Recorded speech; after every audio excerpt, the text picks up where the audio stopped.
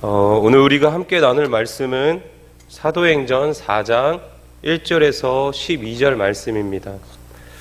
함께 나눌 말씀은 사도행전 4장 1절에서 12절 말씀. 다 찾으신 줄 알고 한 절 한 절 교독하도록 하겠습니다. 사도들이 백성에게 말할 때에 제사장들과 성전 맡은 자와 사두개인들이 이르러 예수 안에 죽은 자의 부활이 있다고 백성을 가르치고 전함을 싫어하여 그들을 잡음에 날이 이미 저물었으므로 이튿날까지 가두었으나 말씀을 들은 사람 중에 믿는 자가 많으니 남자의 수가 약 5천이나 되었더라. 이튿날 관리들과 장로들과 서기관들이 예루살렘에 모였는데 대제사장 안나스와 가야바와 요한과 알렉산더와 및 대제사장의 문중이 다 참여하여 사도들 가운데 세우고 묻되 너희가 무슨 권세와 누구의 이름으로 이 일을 행하였느냐. 이에 베드로가 성령이 충만하여 이르되 백성의 관리들과 장로들아 만일 병자에게 행한 착한 일에 대하여 이 사람이 어떻게 구원을 받았느냐고 오늘 우리에게 질문한다면 너희와 모든 이스라엘 백성들은 알라. 너희가 십자가에 못 박고 하나님이 죽은 자 가운데서 살리신 나사렛 예수 그리스도의 이름으로 이 사람이 건강하게 되어 너희 앞에 섰느니라. 이 예수는 너희 건축자들의 버린 돌로서 집 모퉁이의 머릿돌이 되었느니라. 다른 이로서는 구원을 받을 수 없나니 천하 사람 중에 구원을 받을 만한 다른 이름을 우리에게 주신 일이 없음이라 하였더라. 아멘. 할렐루야. 수요 예배 가운데 나오신 여러분을 주님의 이름으로 축복합니다. 오늘은 핍박의 이유라는 제목을 가지고 하나님의 말씀을 좀 나누고자 합니다. 예수님께서는 공생의 기간 동안에 제자들과 함께 있으시면서 하나님 나라와 또 하나님 나라에 대한 소식과 많은 이적과 기적들을 그 당시에 나타내 보여주셨습니다. 그리고 예수님은 때로는 아주 심오한 말씀으로 제자들을 때로는 놀라게 하시기도 하시며 또 제자들이 이해할 수 없는 그런 말씀들을 하셔서 그들을 당황하게 하기도 하셨습니다. 오늘 우리가 말씀을 살펴보기 전에 다루게 될 말씀이 바로 그 말씀입니다. 우리 다 같이 요한복음 16장 2절의 말씀을 다 같이 읽어보겠습니다. 사람들이 너희를 출교할 뿐만 아니라 때가 이르면 물은 너희를 죽이는 자가 생각하기를 이것이 하나님을 섬기는 일이라 하리라. 아멘.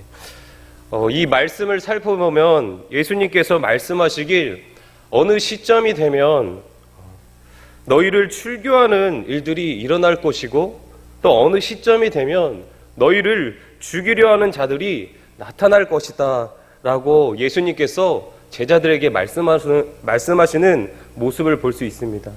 여러분, 제자들에게 이 말씀은 그들을 당황하게 하는 말씀입니다. 그럼에도 예수님은 그 당황하는 제자들의 모습에도 불구하고 당시의 제자들에게 그들이 이해하지 못하는 말씀일지라도 그 말씀을 제자들에게 선포하는 모습을 볼 수 있습니다. 왜 예수님께서는 그들을 축복하고 너희의 삶이 평안할 거다, 그들의 삶이 평안할 것을 말씀하시지 않고 이처럼 너희가 어느 시점이 되면 출교를 당하고 어느 시점이 되면 너희를 죽이려는 자들로 하여금 너희가 위협을 받게 될 거다라는 이런 당황스러운 말씀을 하셨을까요? 왜 곰곰이 생각해 볼 필요가 있습니다. 그에 대한 대답은 요한복음 16장 4절의 말씀에 예수님의 대답을 통해서 우리가 좀 살펴볼 수 있습니다. 다 같이 요한복음 16장 4절의 말씀을 함께 읽어보겠습니다. 오직 너희에게 이 말을 한 것은 너희로 그때를 당하면 내가 너희에게 말한 이것을 기억나게 하시려 하며 처음부터 이 말을 하지 아니한 것은 내가 너희와 함께 있었음이라 라고 말씀하십니다. 예수님께서는 장차 성령이 예수님을 따르는 제자들에게 임하여서 그들이 온 열방 가운데 흩어져 주님의 복음을 증거할 것을 알고 계신 것 같습니다. 또한 예수님께서는 그 일로 인하여서 제자들이 받게 되는 핍박 또한 이미 알고 계신 것 같습니다. 그렇기 때문에 아직 그 당시의 제자들에게 이루어진 일이 아니지만 마치 이루어진 것처럼 예수님은 제자들을 향하여서 이렇게 말씀하셨던 것입니다. 당시 제자들은 그 말씀의 의미를 알지도 못하고 이해하지도 못했지만 주님은 그날이 되면 그들이 지금 예수님이 말씀하신 이 말씀의 의미가 무엇인지 기억하게 될 것이다 라고 본문 요한복음 16장 4절의 말씀을 통해서 그 근거를 두고 계시는 것입니다.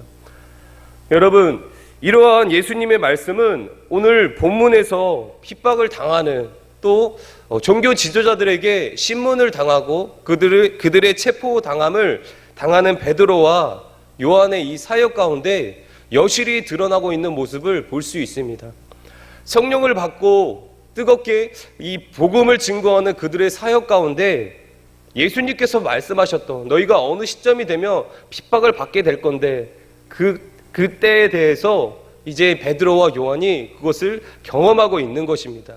실제적으로 그들이 성령의 충만함으로 예수님을 전했을 때 이 종교 지도자들을 통해서 그들이 실제적으로 예수님의 말씀과 같이 핍박을 받았다는 것입니다. 오순절 성령의 강한 역사를 통해서 예수님의 제자들 가운데 초대교회가 형성되었습니다. 이 교회는 성령 안에서 뜨겁게 기도하는 공동체로 세워졌고 또 순전한 복음, 그 예수님의 복음을 전하는 이 전도의 공동체로 조금씩 하나님 나라를 확장해가는 교회로 변화되어 가고 있었습니다. 또한 이 초대교회를 통해서 많은 기적과 이적들이 나타나게 되는데 우리가 사도행전 3장에서 살펴보았던 그 첫 번째 이적인 베드로와 요한이 못 걷게 된 이를 고치는 역사가 바로 그 시작점입니다. 당시 종교 지도자들은 이러한 베드로와 요한의 사역으로 하여금 놀람을 금치 못했을 것입니다. 왜냐하면 그들이 행하는 이 기적이 예수님의 사역의 모습과 동일하였기 때문입니다. 그들이 십자가에 못 박은 이 예수님의 이적들이 다시금 이 제자들을 통해서 그들의 눈앞에 선명하게 펼쳐지니 그들이 이 사건을 통해서 또 두려워하며 놀랄 수밖에 없었다는 것입니다. 그리고 한편으로는 이렇게 생각했을 것입니다. 이러한 제자들의 사역들로 하여금 백성들의 민심이 흔들리고 또 베드로와 요한이 전하는 그 복음 때문에 그 복음을 믿는 백성들이 많이 일어나고 그것에 관심을 갖게 되는 그 백성들이 일어나니 이들로서는 그들의 사역이 이러한 사역들이 싫을 수밖에 없었던 것입니다. 그래서 이 종교 지도자들이 예수님의 복음을 전하는 베드로와 요한에게 행한 일은 무엇입니까? 본문 3절의 말씀을 함께 읽어보겠습니다. 그들을 잡음에 날이 이미 저물었으므로 이튿날까지 가두었으나 종교 지도자들이 이 예수님의 복음을 전하는 베드로와 요한의 그 사역 행하는 것을 보며 무엇을 했냐면 그들을 잡아 가두었다라고 본문 3절이 기록하고 있습니다. 여러분, 왜 종교 지도자들이 이 베드로와 요한을 잡아 가두었습니까? 그 이유는 그들을 신문하기 위해서다라고 합니다. 그렇다면 이 종교 지도자들이 이 베드로와 요한에게 무엇을 신문하려고 그들을 이렇게 잡아 누웠습니까? 그것은 그들이 전하는 예수님 때문입니다. 예수님의 제자들은 단지 예수님의 그 복음을 전한다는 이유로 이처럼 사로잡힘을 경험하고 또 신문을 받는 그런 위기에 처하게 된 것입니다. 여러분, 이러한 모습은 예수님 당시 예수님의 사역을 못마땅하게 여겨서 예수님을 사로잡은 그들의 모습과 너무도 동일한 모습을 우리가 보고 있는 것입니다. 그렇다면 사랑하는 성도 여러분, 주의 복음을 전하는 이 베드로와 요한이 종교 지도자들에게 잡혀가면서 무엇이 기억이 났겠습니까? 그것은 우리가 앞에서 살펴보았던 요한복음 16장 4절의 말씀이 아니겠습니까? 다시 한번 요한복음 16장 4절의 말씀을 한번 읽어보겠습니다. 오직 너희에게 이 말을 한 것은 너희로 그때를 당하면 내가 너희에게 말한 이것을 기억나게 하려 함이요 처음부터 이 말을 하지 아니한 것은 내가 너희와 함께 있었음이라. 예수님께서 분명히 제자들을 향하여서 너희가 어느 시점이 되면 너희가 출교를 당하는 일과 너희를 죽이는 자들이 일어날 것이라고 말씀하셨습니다. 그때 당시에는 그들이 이 말씀을 도저히 깨닫지 못했지만 그 말씀이 지금 베드로와 요한의 이 사역 가운데 일어나고 있으니 그들이 이 말씀을 기억하지 않을 이유가 없다는 것입니다. 사랑하는 성도 여러분, 예수님께서 말씀하신 이 말씀은 베드로와 요한에게 뿐만 아니라 지금 실제적으로 현대를 살아가는 우리에게도 적용이 되어집니다. 또한 지금 실제적으로 적용되어지는 말씀이라는 사실을 우리가 기억해야 한다는 것입니다. 우리가 아직 내 피부로 이 핍박이라는 것을 실감하지 못할지라도 오늘 이 말씀을 통해서 오늘도 여전히 우리의 삶에 살아 역사하시는 하나님의 말씀은 나에게 적용되어진다라는 것들을 기억해야 된다는 것입니다.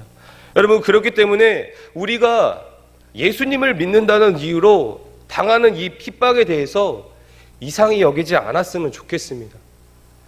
예수님 당시 제자들에게 말씀하신 그 말씀이 우리에게도 여전히 동일하게 역사되고 있다면 우리가 예수님을 믿기 때문에 받는 그런 핍박과 환난, 이 핍박은 전혀 우리에게 이상한 일이 아니라는 사실입니다. 되려 이 환난과 핍박은 내가 지금 예수님을 잘 믿고 있구나, 내가 지금 신앙생활을 잘하고 있구나 라는 것을 통해서 확인받을 수 있는 기회가 된다는 것입니다. 사랑하는 성도 여러분, 핍박을 받는, 예수님 때문에 당하는 그 핍박에 대한 우리의 가치들이 변화되기를 원합니다. 우리의 생각들이 조금 달라지길 원합니다. 핍박에 대한 어떤 나의 가치들이 하나님의 말씀을 통해서 성경적으로 변화되어지길 소망합니다. 여러분, 그렇다면 아직 우리가 예수님 때문에 받는 핍박을 경험하지 않았지만 그런 날이 올 때 우리는 어떠한 반응으로 그 상황을 바라보며 대처해야 하는지를 우리가 이제 본문을 통해서 하나하나 살펴보고자 합니다. 다 같이 본문 7절의 말씀을 한번 읽어보겠습니다. 사도들을 가운데에 세우고 묻되 너희가 무슨 권세와 누구의 이름으로 이 일을 행하였느냐. 유대의 종교 지도자들은 이 베드로와 요한을 사로잡아서 이제 그들을 신문하기 시작합니다. 그런데 자세히 살펴보니 그 신문의 내용은 무슨 권세와 누구의 이름으로 이 일을 행하였느냐라는 것입니다. 종교 지도자들이 베드로와 요한을 사로잡아서 신문하는 내용이 바로 이 내용이라는 것입니다. 사랑하는 성도 여러분, 우리가 이 말씀을 통해서 세상의 사람들은 권세와 이름을 중요시한다는 사실을 기억할 수 있습니다. 왜 그렇습니까? 이러한 세상적인 가치들은 그들 자신을 나타내는 도구이기 때문입니다. 그들은 세상의 권세를 너무도 사랑합니다. 그들은 자신의 이름을 드러내기를 너무도 원하는 사람들입니다. 그렇기 때문에 이들은 그들의 방법으로, 세상적인 방법으로 베드로와 요한을 신문하는 모습을 우리가 본문을 통해서 알 수 있다는 것입니다. 여러분, 이와 마찬가지로 세상의 사람들은 교회를 향하여서 권세와 이름을 내세워 우리를 공격하고 정죄함을 우리가 생각해 볼 수 있습니다. 그들은 세상의 권세와 이름을 내세우며 너희 기독교는 왜 이렇게 유난스럽게 믿음 생활을 하느냐라고 이야기할 수 있다는 것입니다. 적당하게 권력에 타협하면서 너희 신앙생활을 하라고 권유할 수도 있다는 것입니다. 그래도 유난을 떨면서 그렇게 신앙생활을 한다면 이 세상의 이 모든 사람들이 우리를 정죄하는 단체가 되도록 교회를 몰아가며 우리를 공격할 수 있다는 것입니다. 이것이 그들이 말하는 세상의 권세와 이름입니다. 여러분, 하지만 더욱이 안타까운 것은 교회 안에서도 이러한 세상적인 권세와 이름들이 있다는 사실입니다. 너가 광신자냐? 적당하게 티내지 말고 믿으라고 합니다. 있는 듯 없는 듯 조용히 믿어도 그 믿음을 주님께서 받아주니까 그렇게 드러내지 말고 믿음 생활을 하라고 그 세상의 권력과 이름들은, 교회 안에 자리 잡은 그 세상적인 세속의 가치관들은 우리 가운데 속삭인다는 것입니다. 세상과 구분 없이 그냥 그렇게 우리를 조용하게 핍박하고 정죄한다는 것입니다. 여러분, 이러한 상황 속에서 교회는 어떻게 해야겠습니까?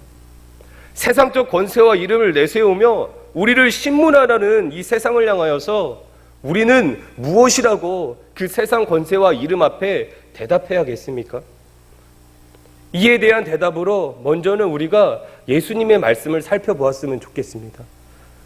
요한복음 16장 3절의 말씀입니다. 다 같이 읽겠습니다. 그들이 이러한 일을 할 것은 아버지와 나를 알지 못함이라. 사랑하는 성도 여러분, 예수님께서는 그들이 이처럼 세상적인 권세와 이름을 내세우면서 믿음의 사람을 핍박하는 이유는 바로 여기 있다라고 말씀하십니다. 무엇 때문입니까?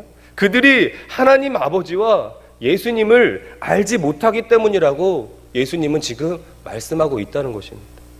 여러분, 그렇습니다. 세상의 사람들은 예수님과 하나님을 알지 못하기 때문에 교회가 목숨을 걸고서라도 지켜야 하는 것이 무엇인지를 도저히 이해할 수 없다는 것입니다. 왜 교회가 세상의 권력과 이름에 타협하지 않아야 되는지 그들의 방법으로는 도저히 절대로 이것을 이해할 수 없다는 것입니다. 그렇기 때문에 그들은 세상의 권세와 이름을 앞세워서 세상적인 방법으로 믿음의 사람들을 핍박하는 것이다 라고 예수님은 지금 이렇게 말씀하고 있는 것입니다. 사랑하는 성도 여러분, 예수님은 십자가를 지실 때에 이러한 사실을 너무도 잘 알고 있었습니다. 그렇기 때문에 그들 앞에서 예수님께서 수치와 멸시를 받았지만 예수님은 무지한 그들 앞에서 아무 말 하지 않으셨다는 것입니다. 그 안에 예수 그리스도와 하나님이 없는 것을 너무도 잘 아셨기 때문에 무지한 그들 앞에서 예수님은 아무 말 하지 않았다는 것입니다. 또한 그들 안에 하나님이 없는 것을 예수님은 너무도 잘 아셨기 때문에 예수님은 그저 묵묵히 십자가를 감당하기 위해서 그 길을 걸어가셨다는 것입니다. 여러분, 세상의 권세와 이름을 내세우는 자들이 이 예수님의 사랑을 알 수 있겠습니까? 죄 없으신 예수님께서 무지한 그들을 위해서 십자가를 지시면서 하시는 이 사랑의 메시지를 그들이 이해나 할 수 있겠습니까? 여러분, 그렇기 때문에 그들의 본성대로 예수님을 십자가에 못 박았습니다. 그 안에 하나님이 없고 예수님이 없기 때문에 그들은 죄의 본성대로 그들을 구원하실 메시아이신 예수님을 십자가에 못 박았다는 것입니다. 여러분, 이제 세상의 권력과 이름을 내세우는 그들을 향하여서 이제 베드로와 요한은 어떻게 반응했는지를 한번 살펴보기를 원합니다. 본문 12절의 말씀을 한번 읽어보겠습니다. 다른 이로서는 구원을 받을 수 없나니 천하 사람 중에 구원을 받을 만한 다른 이름을 우리에게 주신 일이 없음이라 하였더라. 사랑하는 성도 여러분, 이 종교 지도자들, 이 세상의 권력과 이름을 내세워서 예수님의 제자들을 신문하는 그들을 향하여 예수님의 제자인 베드로와 요한이 지금 뭐라고 말하고 있습니까? 세상의 권력과 그 어떤 이름으로도 하나님이 허락하신 이 구원을 받을 수 없다라고 그들을 향하여 말하고 있는 모습을 볼 수 있습니다. 하나님께서는 구원을 받을 만한 이름을 천하 사람 중에 두신 일이 절대로 없다라고 그 세상 권력과 이름 앞에 대답하고 있는 것입니다. 그렇다면 우리가 누구의 이름으로 구원을 받을 수 있습니까? 그 이름은 오직 예수 그리스도 뿐임을 우리가 이해하시길 바랍니다. 믿으시길 바랍니다. 베드로와 요한은 이 세상 권력과 이름을 내세워서 그것에 구원이 있다는 그들의 말도 안 되는 소리에 복음을 선포함으로 그 입을 막아버렸습니다. 신문을 당하고 핍박을 당하는 그 가운데서도 그들의 그 세상 소리에 전혀 귀 기울이지 않고 되려 더 세상을 향하여서 베드로와 요한은 오직 예수 그리스도만이 구원을 주시는 단 하나의 이름이라고 선포하고 있는 모습을 우리가 본문 12절을 통해서 볼 수 있다는 것입니다. 사랑하는 성도 여러분, 우리의 삶이 이러야 하지 않겠습니까? 우리의 믿음이 이 베드로와 요한과 같이 이러한 믿음을 소유해야 하지 않겠습니까? 하나님께서 이러한 자들을 정말로 기뻐하지 않으시겠습니까? 고난 속에서도 담대하게 복음을 선포함으로 세상을 깜짝 놀라게 하는 신앙을 우리 주님이 우리 역곡동교회 가운데 우리 한 사람 한 사람에게 부어주시길 소망합니다. 그래서 세상 권세와 이름 앞에 담대하게 우리 예수님의 이름을 높이는 우리 모두가 되기를 주님의 이름으로 축복합니다. 핍박과 고난 속에서도 더욱 담대하게 주의 이름을 부르는 자들이 되기를 주님의 이름으로 축복합니다. 여러분, 이러한 자들에게 하나님께서는 반드시 그들을 축복하십니다. 다 같이 마태복음 5장 10절에서 12절의 말씀을 한번 읽어보겠습니다. 마태복음 5장 10절에서 12절입니다. 을을 위하여 박해를 받는 자는 복이 있나니 천국이 그들의 것임이라. 나로 말미암아 너희를 욕하고 박해하고 거짓으로 너희를 거슬러 모든 악한 말을 할 때에는 너희에게 복이 있나니 기뻐하고 즐거워하라. 하늘에서 너희의 상이 큼이라.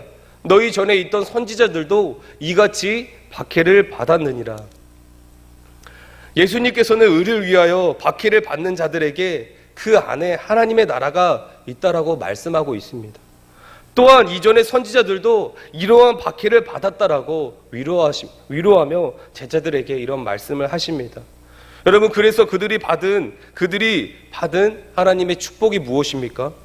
그들은 하늘의 상급을 이미 받았다라고 주님은 말씀하십니다.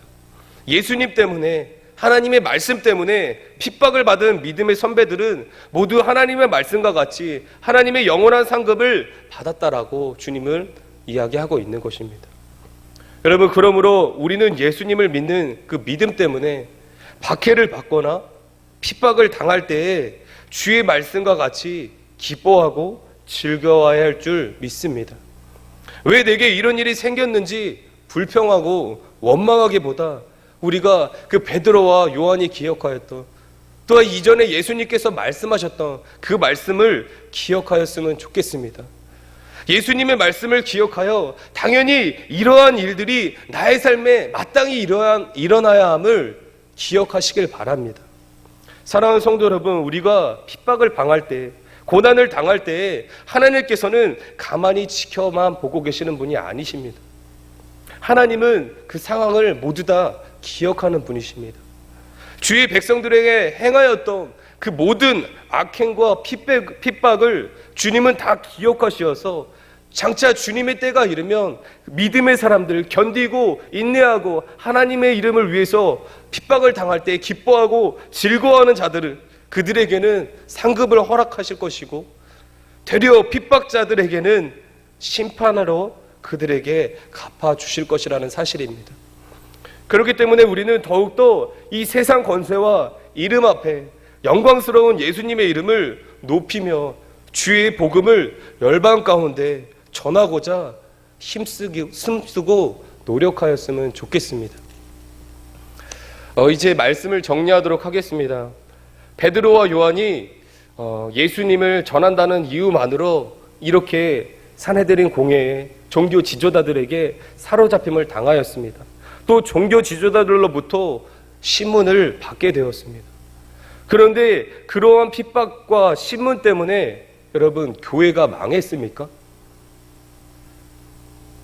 종교 지도자들의 그 핍박과 또 신문과 그들의 어떤 세상적인 권세와 이름 때문에 복음의 전파가 중단되었습니까?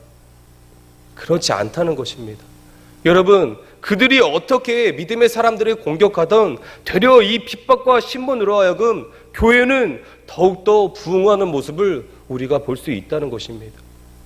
베드로와 요한의 일로 초대교회 성도들은 더욱더 그 믿음을 굳건하게 지키고자 더 하나가 되었습니다. 더 하나가 되어서 더 힘써 기도하였고 더 한마음이 되어서 교회를 지키고자 하는 주님이 주신 그 믿음을 더욱 단단하게 견고하게 붙잡았다는 것입니다. 사랑하는 성도 여러분, 우리가 사도행전의 말씀을 유심히 이제부터 지켜보시길 바랍니다. 그 복음이 핍박과 환난 속에서도 어떻게 예루살렘과 온 유대와 사마리아와 땅끝까지 전파되는지를 사도행전을 우리가 묵상하고 설교를 들으면서 바라보시길 바랍니다. 여러분, 주님이 반드시 일하십니다.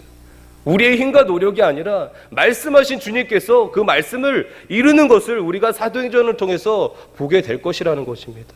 여러분, 영원하신 주님의 말씀을 우리가 영원하신 말씀은 주께서 반드시 이루어 가실 것입니다. 우리 말씀 한 구절만 더 보겠습니다. 베드로전서 1장 6절에서 7절의 말씀입니다. 그러므로 너희가 이제 여러 가지 시험으로 말미암아 잠깐 근심하게 되지 않을 수 없으나 오히려 크게 기뻐하는도다.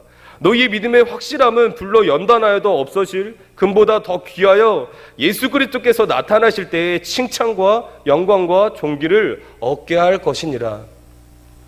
여러분, 말세가 되면 예수님을 믿는 자들을 향하여서 핍박과 환난이 더욱 거세질 것입니다.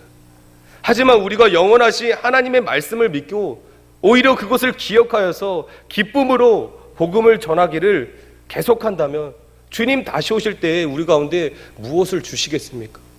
그러한 자들에게 주님은 오늘 말씀과 같이 칭찬과 영광과 존귀를 너희가 얻게 될 것이다 라고 말씀하고 있는 것입니다. 사랑하는 성도 여러분, 오늘을 살아가는 귀한 믿음의 성도님들, 잠깐 있을 핍박에 우리의 믿음이 흔들리지 않기를 바랍니다.